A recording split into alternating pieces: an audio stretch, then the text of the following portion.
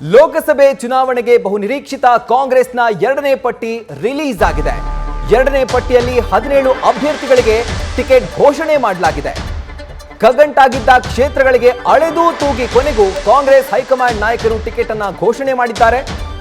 ಕಾಂಗ್ರೆಸ್ ಸಚಿವರು ಸಂಬಂಧಿಗಳೇ ಹೆಚ್ಚು ಟಿಕೆಟ್ ಅನ್ನು ಪಡೆದುಕೊಂಡಿದ್ದಾರೆ.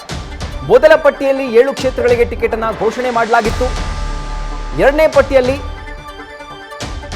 ಮಿಕ್ಕಂಥ ಕ್ಷೇತ್ರಗಳಿಗೆ ಘೋಷಣೆ ಮಾಡಿ ಈಗ ಟೋಟಲ್ ಆಗಿ ಒಟ್ಟು 24 ಕ್ಷೇತ್ರಗಳಿಗೆ ಕಾಂಗ್ರೆಸ್ ಟಿಕೆಟ್ ಅನ್ನು ಘೋಷಣೆ ಮಾಡಿದೆ. ಮೊದಲ ಪಟ್ಟಿಯಲ್ಲಿ 7, ಎರಡನೇ ಪಟ್ಟಿಯಲ್ಲಿ 17, ಒಟ್ಟಾರೆಯಾಗಿ 24 ಕ್ಷೇತ್ರಗಳಿಗೆ ಕಾಂಗ್ರೆಸ್ ಹೈಕಮಾಂಡ್ ಟಿಕೆಟ್ ಅನ್ನು ಘೋಷಣೆ ಮಾಡಿರೋದು. ಹಾಗಿದ್ರೆ ಈ ಒಂದು ಪಟ್ಟಿ ರಿಲೀಸ್ ಆದ್ಮೇಲೆ ಯಾವ ಲೋಕಸಭಾ ಕ್ಷೇತ್ರದಲ್ಲಿ ಅಭ್ಯರ್ಥಿಗಳ ಫೈಟ್ ಯಾವ ತರ ಇರುತ್ತೆ, ಬಿಜೆಪಿಯಿಂದ ಯಾವ ಅಭ್ಯರ್ಥಿ, ಕಾಂಗ್ರೆಸ್ ಇಂದ ಯಾವ ಅಭ್ಯರ್ಥಿ, ಆ ರೀತಿಯಾಗಿ ನೋಡ್ತಾ ಹೋದ್ರೆ ನಿಮಗೆ ಮೊದಲನೇದಾಗಿ ಕರ್ನಾಟಕದ ಮುಕುಟ ಬೀದರ್ನಿಂದ ಶುರು ಮಾಡೋ ಹಾಗಿದ್ರೆ ಪ್ರಭಾವಿ ಸಂಸದರು ಎಕ್ಸ್ಪೀರಿಯನ್ಸ್ಡ್ MP ಭಗವಂತ್ ಖೂಬಾ ಅವರ ವಿರುದ್ಧ ಈಶ್ವರ್ ಖಂಡ್ರೆ ಅವರ ಮಗ ಸಾಗರ್ ಖಂಡ್ರೆ ಇವರು ಸೆಣಸಾಡಲಿದ್ದಾರೆ. ತುಂಬಾ ಕುತೂಹಲ ಮೂಡಿಸುತ್ತೆ. ಯಾಕಂದ್ರೆ ಸಾಗರ್ ಖಂಡ್ರೆ ಹೆಸರಿದ್ರು ಕೂಡ ಈಶ್ವರ್ ಖಂಡ್ರೆ ವರ್ಸಸ್ ಭಗವಂತ್ ಖೂಬಾ ಇಬ್ಬರಲ್ಲಿ ಯಾರ ಹಿಡಿತ ಬೀದರ್ ಮೇಲೆ ಇದೆ ಅನ್ನೋದು ಈ ಒಂದು ಚುನಾವಣೆಯಲ್ಲಿ ಪ್ರೂವ್ ಆಗುತ್ತೆ. ಮತ್ತೊಂದು ಕೊಪ್ಪಳ ಕ್ಷೇತ್ರ, ಒಂದ್ ಕಡೆ ಡಾಕ್ಟರ್ ಬಸವರಾಜ್ ಕ್ಯಾವಟಗಿ ಅವರಿಗೆ ಬಿಜೆಪಿ ಟಿಕೆಟ್ ಅನ್ನು ಕೊಟ್ರೆ, ಮತ್ತೊಂದು ಕಡೆ ರಾಘವೇಂದ್ರ ಹಿಟ್ನಾಳ್ ಅವರ ಸಹೋದರ ರಾಜಶೇಖರ್ ಹಿಟ್ನಾಳ್ಗೆ ಕಾಂಗ್ರೆಸ್ ಮಣೆಯನ್ನ ಹಾಕಿದೆ. ಇದು ಕೊಪ್ಪಳ ಕ್ಷೇತ್ರದ ಒಂದು ಫೈಟ್ ಆಗಿದ್ರೆ, ಮತ್ತೆ ಮುಂದೆ ನೋಡ್ತಾ ಹೋದ್ರೆ ಈ ಒಂದು ಕೊಪ್ಪಳ ಕ್ಷೇತ್ರದಲ್ಲಿ ರಾಜಶೇಖರ್ ಹಿಟ್ನಾಳ್ ಅವ್ರಿಗಿಂತ ರಾಘವೇಂದ್ರ ಹಿಟ್ನಾಳ್ ವರ್ಸಸ್ ಡಾಕ್ಟರ್ ಬಸವರಾಜ್ ಇವರ ಫೈಟ್ ಎದ್ದು ಕಾಣಿಸುತ್ತೆ. ಮತ್ತೊಂದು ಬಹುನಿರೀಕ್ಷಿತ ಚಿಕ್ಕೋಡಿ ಕ್ಷೇತ್ರ, ಇಲ್ಲಿ ಅಣ್ಣಾ ಸಾಹೇಬ್ ಜೊಲ್ಲೆ ಸತತವಾಗಿ ಗೆದ್ಕೊಂಡು MP ಆಗಿರುವಂತಹ ಅಣ್ಣಾ ಸಾಹೇಬ್ ಜೊಲ್ಲೆ ವರ್ಸಸ್ ಜಾರಕಿಹೊಳಿ ಕುಟುಂಬದ ಕುಡಿ ಪ್ರಿಯಾಂಕಾ ಜಾರಕಿಹೊಳಿ ಇವರ ಒಂದು ಫೈಟ್ ತುಂಬಾ ಕುತೂಹಲ ಮೂಡಿಸಿರೋದು. ಇದಾದ ನಂತರ ಮತ್ತೊಂದು ಕ್ಷೇತ್ರ ಅಂದ್ರೆ ಬಾಗಲಕೋಟೆ ಕ್ಷೇತ್ರ. ಇಲ್ಲಿ ವೀಣಾ ಕಾಶಪ್ಪನವರ್ ನನಗೆ ಟಿಕೆಟ್ ಬೇಕು, ಮುಂಚೂಣಿಯಲ್ಲಿ ನಾನಿರೋದು ಅಂತ ಹೇಳಿ ಕಣ್ಣೀರು ಕೂಡ ಹಾಕಿದ್ರು. ಆದರೆ ಕೊನೆಯದಾಗಿ ಸಂಯುಕ್ತ ಪಾಟೀಲ್ ಅವರಿಗೆ, ಶಿವಾನಂದ್ ಪಾಟೀಲ್ ಅವರ ಪುತ್ರಿ ಅವರಿಗೆ ಒಂದು ಟಿಕೆಟ್ ಘೋಷಣೆ ಆಗಿದೆ. ಅವರು ವರ್ಸಸ್ ಬಿಜೆಪಿಯ PC ಗದ್ದಿಗೌಡರ್ ಇವರ ವಿರುದ್ಧ ಫೈಟ್ ಏರ್ಪಟ್ಟಿದೆ. ಕಲಬುರಗಿ ಕ್ಷೇತ್ರ AICC ಅಧ್ಯಕ್ಷರಾಗಿರುವಂತಹ ಮಲ್ಲಿಕಾರ್ಜುನ್ ಖರ್ಗೆ ಅವರ ಸ್ವಕ್ಷೇತ್ರ. ಇದರಲ್ಲಿ ಅವರ ಅಳಿಯ ರಾಧಾಕೃಷ್ಣ ಅವರಿಗೆ ಟಿಕೆಟ್ ಕೊಡಿಸಿದ್ದಾರೆ. ವರ್ಸಸ್ ಉಮೇಶ್ ಜಾಧವ್, ಕಲಬುರಗಿಯಲ್ಲಿ ಮಲ್ಲಿಕಾರ್ಜುನ್ ಖರ್ಗೆ ಅವರ ಶಿಷ್ಯ ಆಗಿದ್ರು ಒನ್ ಟೈಮ್ನಲ್ಲಿ, ಈಗ ಅವರ ವಿರುದ್ಧ, ಅವರ ಕುಟುಂಬದ ವಿರುದ್ಧ ಸೆಣಸಾಡಲಿದ್ದಾರೆ. ದಕ್ಷಿಣ ಕನ್ನಡ ಕ್ಷೇತ್ರದಲ್ಲಿ ಪದ್ಮರಾಜ್ ವರ್ಸಸ್ ಬ್ರಿಜೇಶ್ ಚೌಟಾ ಇವರ ಫೈಟ್ ಕೂಡ ಕದನ ಕುತೂಹಲವನ್ನ ನಿರ್ಮಾಣ ಮಾಡಿದೆ. ದಕ್ಷಿಣ ಕನ್ನಡ ಕ್ಷೇತ್ರ ಭದ್ರಕೋಟೆ ಬಿಜೆಪಿದು ಭೇದಿಸ್ತಾರ ಹಾಗಿದ್ರೆ ಕಾದ್ ನೋಡಬೇಕು. ಧಾರವಾಡ ಕ್ಷೇತ್ರ ವಿನೋದ್ ಅಸೂಟಿ, ಧಾರವಾಡ ಯೂತ್ ಕಾಂಗ್ರೆಸ್ ಪ್ರೆಸಿಡೆಂಟ್ ಆಗಿದ್ದಾರೆ.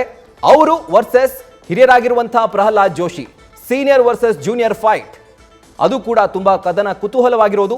ಇನ್ನು ಬೆಂಗಳೂರು ದಕ್ಷಿಣ ಕ್ಷೇತ್ರ ಅಭ್ಯರ್ಥಿಗಳು ಇದಾರಾ ಇಲ್ವಾ ಅಂತ ಕಾಂಗ್ರೆಸ್ ತುಂಬಾ ಹುಡುಕಾಡ್ತು. ಕೊನೆಗೆ ಸಚಿವರಾಗಿರುವಂತಹ ರಾಮಲಿಂಗಾರೆಡ್ಡಿ ಅವರ ಪುತ್ರಿ ಸೌಮ್ಯ ರೆಡ್ಡಿ ಅವರು ಕಣಕ್ಕಿಳಿತಾ ಇದ್ದಾರೆ.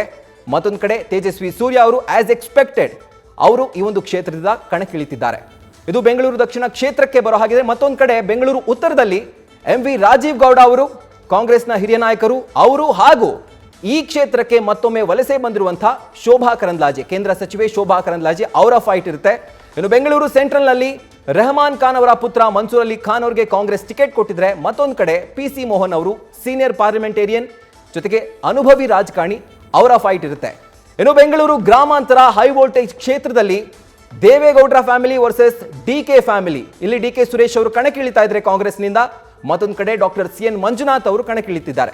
ಇನ್ನು ರಾಯಲ್ ಫೈಟ್ ಮೈಸೂರು ಕೊಡಗು ಕ್ಷೇತ್ರ, ಇಲ್ಲಿ ಯದುವೀರ್ ಅವರು ಬಿಜೆಪಿಯ ಅಭ್ಯರ್ಥಿಯಾಗಿ ಮೊದಲ ಬಾರಿಗೆ ರಾಜಕೀಯಕ್ಕೆ ಎಂಟ್ರಿಯನ್ನ ಕೊಡ್ತಿದ್ರೆ, ಇನ್ನೊಂದು ಕಡೆ M ಲಕ್ಷ್ಮಣ್ ಅವರು ಕಾಂಗ್ರೆಸ್ ವಕ್ತಾರರು ಅವರು ಕಣಕ್ಕಿಳಿತಿದ್ದಾರೆ.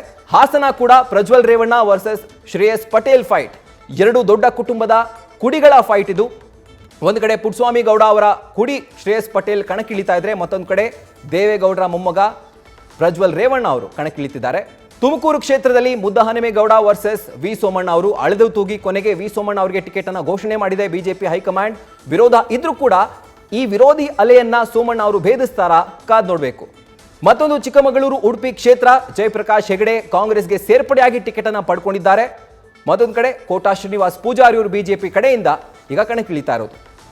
ಸೊ ಎಲ್ಲ ಕ್ಷೇತ್ರಗಳು ಕೂಡ ಕದನ ಕುತೂಹಲ ಮೂಡಿಸಿದೆ. ಜೊತೆಗೆ ಶಿವಮೊಗ್ಗ ಕ್ಷೇತ್ರ ಮಾಜಿ CMಗಳ ಮಕ್ಕಳ ಫೈಟ್ ಇದು. ಒಂದು ಕಡೆ ಸಾರೆಕೊಪ್ಪ ಬಂಗಾರಪ್ಪನವರ ಪುತ್ರಿ ಗೀತಾ ಶಿವರಾಜ್ ಕುಮಾರ್ ಅವರು ಕಣಕ್ಕಿಳಿತಾ ಇದ್ರೆ ಬಿಜೆಪಿಯಿಂದ ಬಿಎಸ್ ಯಡಿಯೂರಪ್ಪನವರ ಪುತ್ರ ಬಿವೈ ರಾಘವೇಂದ್ರ ಅವರು ಕಣಕ್ಕಿಳಿತಿದ್ದಾರೆ. ದಾವಣಗೆರೆ ಕ್ಷೇತ್ರ ಕೂಡ ಅದೇ ಥರ ಆಗಿರೋದು. ಪ್ರತಿಷ್ಠಿತ ಫ್ಯಾಮಿಲಿಗಳ ಫೈಟ್ ಇದು.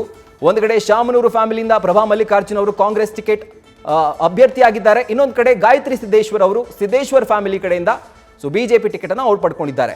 ವಿಜಯಪುರಕ್ಕೆ ಬರೋ ಹಾಗಿದ್ರೆ ರಾಜು ಅಲಗೂರ್ ವರ್ಸಸ್ ರಮೇಶ್ ಜಿಗಜಿಣಗಿ. ರಮೇಶ್ ಜಿಗಜಿಣಗಿ ಅವರಿಗೆ ಟಿಕೆಟ್ ತಪ್ಪುತ್ತೆ ಅಂತ ಹೇಳ್ತಾ ಇದ್ರು, ಆದ್ರೂ ಕೂಡ ಬಿಜೆಪಿ ಹೈಕಮಾಂಡ್ ಅವರಿಗೆ ಕೊಟ್ಟಿದೆ. ಮತ್ತೊಂದು ಕಡೆ ಹಾವೇರಿ ಕ್ಷೇತ್ರದಲ್ಲಿ ಬಸವರಾಜ ಬೊಮ್ಮಾಯಿ ಅವರು ಮಾಜಿ ಸಿಎಂ ವರ್ಸಸ್ ಆನಂದ ಸ್ವಾಮಿ ಗಡ್ಡದೇವರ ಮಠ ಇವರ ವಿರುದ್ಧ ಫೈಟ್ ಏರ್ಪಟ್ಟಿದೆ. ಇಷ್ಟು ಕ್ಷೇತ್ರಗಳಿಗೆ ಜಿದ್ದಾಜಿದ್ದಿನ ಫೈಟ್ ಇರೋದು. ಯಾರು ಯಾರ ವಿರುದ್ಧ ಸೆಣಸಾಡಲಿದ್ದಾರೆ ಹಾಗೂ ಯಾರ ಪ್ರಭಾವ ಆ ಜಿಲ್ಲೆ ಮೇಲೆ ಅಥವಾ ಆ ಕ್ಷೇತ್ರದ ಮೇಲೆ ಇದೆ ಅನ್ನೋದು ಖಂಡಿತವಾಗ್ಲೂ ಈ ಚುನಾವಣೆಯಲ್ಲಿ ಗೊತ್ತಾಗುತ್ತೆ. ನ್ಯೂಸ್ ಫಸ್ಟ್ ನಿರ್ಭೀತಿಯಿಂದ ನಿಮ್ಮ ಪರವಾಗಿ.